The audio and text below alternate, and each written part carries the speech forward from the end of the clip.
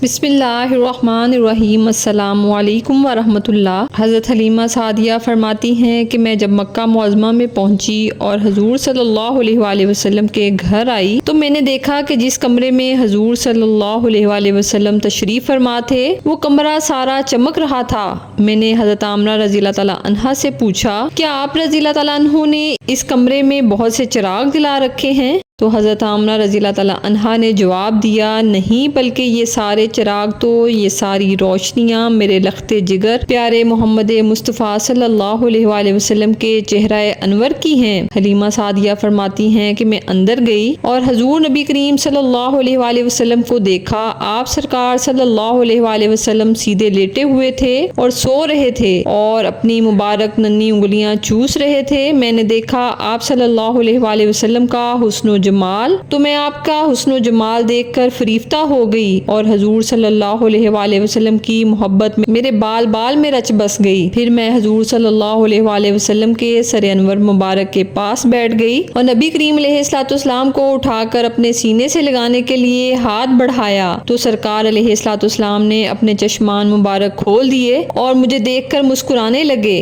سبحان اللہ! میں نے دیکھا کہ اس نور بھرے منہ سے ایک ایسا نور نکلا جو آسمان تک پہنچ گیا۔ پھر میں نے حضور صلی اللہ علیہ وآلہ وسلم کو اٹھا کر بہت پیار کیا۔ پھر حضور علیہ الصلوۃ والسلام کو لے کر واپس چلنے لگی تو حضرت عبد المطلب نے زاد راہ کے لیے کچھ دینا چاہا تو میں نے کہا حضور صلی اللہ علیہ وآلہ وسلم کو پا لینے کے بعد اب مجھے کسی چیز کی ضرورت نہیں۔ حضرت حلیمہ رضی اللہ تعالیٰ عنہا فرماتی ہے جب میں اس نعمت عظمیٰ کو گود میں لے کر باہر نکلی تو مجھے ہر چیز سے مبارکباد کی آوازیں آنے لگی کہ اے حلیمہ رضاعت محمد صلی اللہ علیہ وآلہ وسلم کی تجھے مبارک ہو۔ پھر جب میں اپنی سواری پر بیٹھی تو میری کمزور سواری میں بجلی جیسی طاقت پیدا ہو گئی کہ وہ بڑی بڑی توانا اونٹنیوں کو پیچھے چھوڑنے لگی۔ سب حیران رہ گئے کہ حلیمہ کی سواری میں یکدم یہ طاقت کیسے آ گئی تو سواری خود بولی میری پشت پر اولین و آخرین کے سردار حضرت محمد صلی اللہ علیہ وآلہ وسلم سوار ہیں، انہی کی برکت سے میری کمزوری جاتی رہی اور میرا حال اچھا ہو گیا۔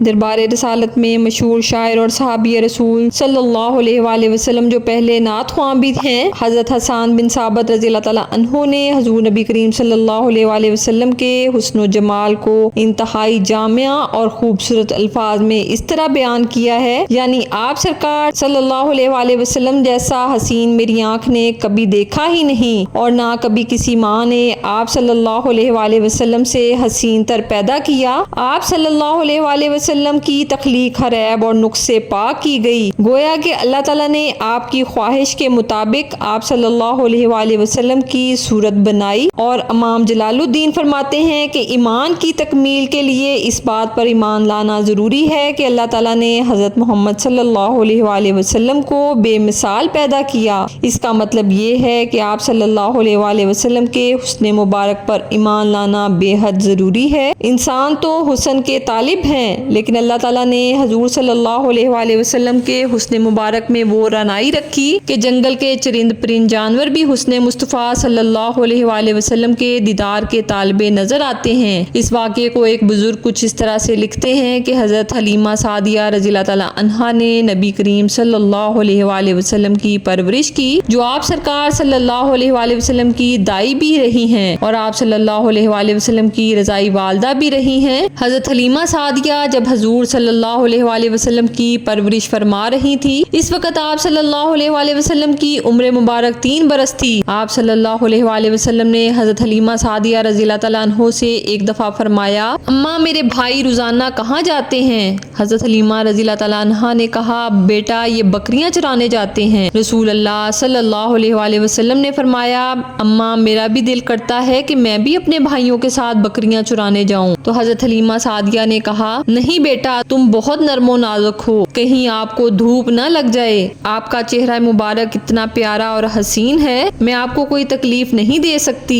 آپ کے نرم و نازک قدم مبارک پر کوئی پتھر لگ جائے، کوئی کانٹا چبھ جائے، کیونکہ آپ اتنے چھوٹے سے ہیں، یہ بات میں برداشت نہیں کر سکتی۔ تو حضرت حلیمہ سعدیہ کی جو بیٹی تھی شیمہ وہ بھی ساتھ کھڑی تھی اور کہنے لگی اماں تم دھوپ کی بات کرتے ہو جب میں بھائی محمد صلی اللہ علیہ وآلہ وسلم کے ساتھ کبھی بکریاں چرانے جاتی ہوں تو آسمان سے بادل آ کر ہم پر سایہ کرتے ہیں۔ رسول اللہ صلی اللہ علیہ وآلہ وسلم نے جب یہ بات سنی تو اصرار کیا تو حلیمہ سعدیہ نے اجازت دے دی۔ رسول اللہ صلی اللہ علیہ وآلہ وسلم اپنی رضائی بہن شیمہ کے ساتھ جنگل کی طرف بکریاں چرانے چلے گئے۔ آسمان سے ایک بادل کا ٹکڑا آپ پر سایہ کیے ہوئے 4-5 دن حضور صلی اللہ علیہ وآلہ وسلم جنگل میں بکریاں چرانے لے جاتے رہے۔ ایک دن حضرت حلیمہ سعدیہ نے آپ کو روک دیا، بیٹا محمد صلی اللہ علیہ وآلہ وسلم، آج کے بعد تم بکریاں چرانے نہیں جانا، کیونکہ اب میں تمہیں کوئی تکلیف نہیں دے سکتی اور کوئی خطرہ مول نہیں لے سکتی۔ بیٹا مجھے تم سے بہت محبت ہے، اس لیے میں دوری برداشت نہیں کر سکتی، اس لیے آپ آج کے بعد گھر سے باہر نہیں جائیں گے۔ تو آپ صلی اللہ علیہ وآلہ وسلم کو جب حلیمہ سعدیہ رضی اللہ تعالیٰ عنہ نے روک لیا تو ایک دن بھی گزر گیا اور دوسرا دن بھی گزر گیا، آپ صلی اللہ علیہ وآلہ وسلم جنگل میں بکریوں کو چرانے نہیں گئے۔ تیسرے دن حضرت حلیمہ سعدیہ رضی اللہ تعالیٰ عنہا کا بیٹا روتا ہوا آیا۔ اماں حلیمہ نے پوچھا، بیٹا کیا ہوا، کیوں رو رہے ہو؟ تو بیٹے نے کہا، ہماری بکری کو شیر اٹھا کر لے گیا۔ تو حضرت حلیمہ سعدیہ نے یہ بات سنی تو آپ کی آنکھوں میں آنسو آ گئے۔ آپ صلی اللہ علیہ وآلہ وسلم نے حضرت حلیمہ سعدیہ رضی اللہ تعالیٰ عنہا کی آنکھوں میں آنسو دیکھے تو روح انور سے آنسو بہنے لگے۔ بچپن سے ہی آپ کا دل نرم و ملائم تھا اور کسی کا دکھ برداشت نہیں ہوتا تھا۔